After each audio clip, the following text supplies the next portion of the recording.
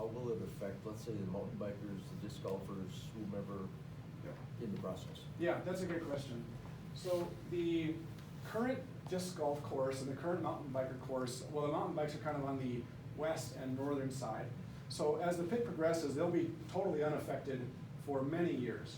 Then, as we are developing the pit, we'll actually be reclaiming as we go.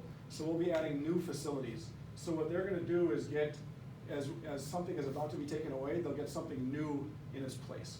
So it won't be, obviously it won't be exactly the same as it is now, right? Because the whole point is to imagine something different. But all the groups that are there will have access to a functional version, and we're hoping that they're gonna be pretty excited about what's possible at the end, especially from a mountain bike point of view, because they've already, I think this is right, they've given us feedback that they're pretty excited about being able to tell us where to put hills and slopes and all their, ways to break your wrist. But, yeah, right. Yeah.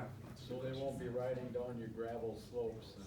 Correct, yeah, we'll be securing that Do you area. have a fence or anything like that? Yep, yep, that so we'll be keep you secure- from all the rest of the people that are trying to enjoy the park, or? I'm sorry. Or is the park gonna be totally shut down when you're mining, or? Oh, right, that's a great question. No, so the park will always be open at all times. Where we're actively processing at the moment, that will be fenced off. But if anybody wants to come in and see, it'll be open to the public. So just for everyone's safety, we wanna have a guided tour if you're gonna be around our equipment. So yeah, we will be fencing off those active areas and then re-releasing them when they're finished. So where are you gonna enter and exit off of Highway E? West of the park entrance? We're Or anticipating. you're gonna use the park entrance for your quad axles coming and going? and- Yeah, so we've envisioned a parallel park entrance, so our initial proposal, and again, we've gotta, kind of finalize all this, but there's going to be, access to get, parallel to us and separated on a different road, to access the gun range and parking for some of the other amenities. Okay. Yeah, So coming out on E, you're gonna use the same entrance?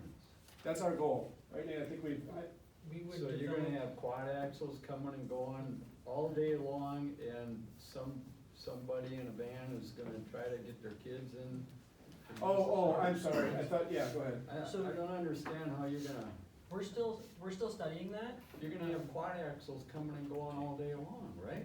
We're still studying it, but what we're thinking is, there's that other entrance that the sheriff's department uses right now, over by the barns. Okay. And that we would develop that into a formal, nice, well-labeled entrance and exit for us and for the sheriff's department, separate from the park traffic.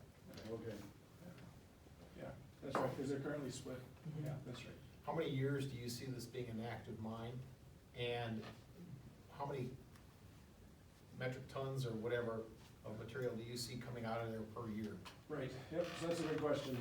There's a little bit of additional information that we don't have yet. Part of it is we've gotta define the whole resource. The range is something like, 8 to 10 million tons is broad, again, we gotta define it, but somewhere in that ballpark. We're anticipating something like 300,000 to 500,000 ton a year of sales. So that puts the project somewhere in the 20-year ballpark. And again, I can't tell you the minute that it will end, because there, the economy might come and go, but for a scope, that's the scope of the project. What was mentioned as far as the sheriff's department goes, how will it affect them? Will it be moved initially or as you go or what?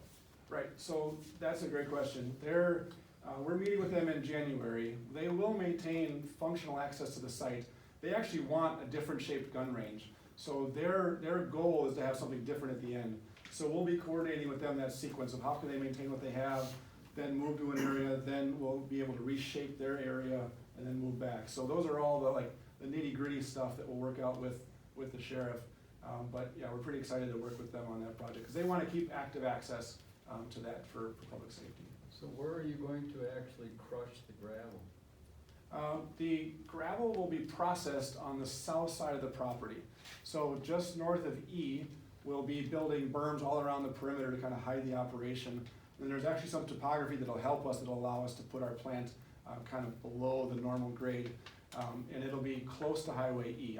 So you won't be out by the barn then? I'm trying to imagine Further where. north of the barn? Probably north and east of where the barn is. East, yeah, yeah. In the parking area, or in that open area? berms will be north of you and not south of you, so that all your neighbors along Highway E to the west and to the east and to the south are gonna hear that crushing. Oh, so, right, so all of that will be behind the berms. We'll have berms on the west side of the property and berms on the south side. We'll be sort of inbound of that and then set down a little bit. In other words, it'll be around the perimeter, not internal. The berms, The berms. that's right, Okay. yeah, that's right. Okay. You mentioned the January 31st meeting. Will the neighbors be getting postcards or just hopefully that they're going to be notified? Because I know what happened last time. Yeah. Um, Do you have any specifics on that, Dave? I don't know what the exact. Yeah, so we got, a preliminary list of neighbors from the county that was, they basically took the property line of the park, went out 500 feet. And so we have that list right now, and I'm planning on postcarding them a little bit after Christmas. Okay, so long as they're notified by mail or something? Yep, and Because it, otherwise, you know, hearsay, you never know who's gonna get it, who's not. Yeah, yeah, and it won't be limited just to those we notify, so if there's some neighbor 2 houses down the road that wasn't within 500 feet, we're happy to talk to them too. yeah, and I think those sessions are important because we don't just talk and pacify. Like, we really take in these comments and we modify what we do, and a lot of times in very significant ways. So we're very willing and comfortable to, you know, as long as it's physically possible, we're very happy to modify our design, because again, we just wanna be here for the long term, and we know that if all we do is make people mad, that's not gonna be good for us. So we know that we can run an operation, in a way that works with our community, and is there specific issues or concerns, we love the opportunity to change a berm, change an orientation, come up with another design. I mean, I'm an engineer, that's what I like to do. So, these are cool problems for us to work through. I think the biggest thing on my end or our end is there's some misconception that this town board is approving this thing. Just because you're in our township. Sure. It's up to us Yeah. whether it happens or not. Right. We were totally filled in last time when this came before us. It is totally county jurisdiction on this. That's right. Okay, I mean, not that everybody thinks that it's our baby that we're approving this thing. Right. We're a facilitator for you to come speak. And Yeah. that's great. I appreciate the fact that you're taking the time and you're being as thorough as you are. And, no, by all means, keep the communication lines open. Yeah. We just want the public to know that it's not up to us that this happens or does not happen. Yes, that's right. Okay, Yep, that's right. we've been down this road already. Yeah. Yeah, and I get it, and I'll just be blunt, I know that you're not in favor of it. But I also know that, Oh, I don't think we have enough I- facts to know it yet. yeah. But I also know that I think if you get to know us, I think if you get to know the process, you'll see that we're really gonna listen, and we're gonna do a good job. And that I can promise. You know, I can't promise that everybody's gonna love it or me, but we really care. And I will take these, you know, all the considerations into our design, and we're gonna do a good job. I mean, you know, we go to church together, I shop at the Piggly Wiggly, you're gonna see me around, and I don't want you to kick me in the backside. I mean, I live here, right, I just live down the road, so, Exactly. yeah, it matters, so, to me. Any other questions from our board members?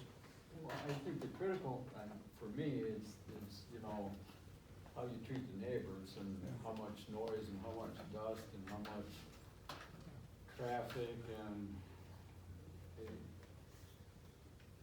you know, the whole operation is gonna bring to everybody that's surrounding the pit. So, I mean, you got some pretty close neighbors there, especially on the south end. Yeah.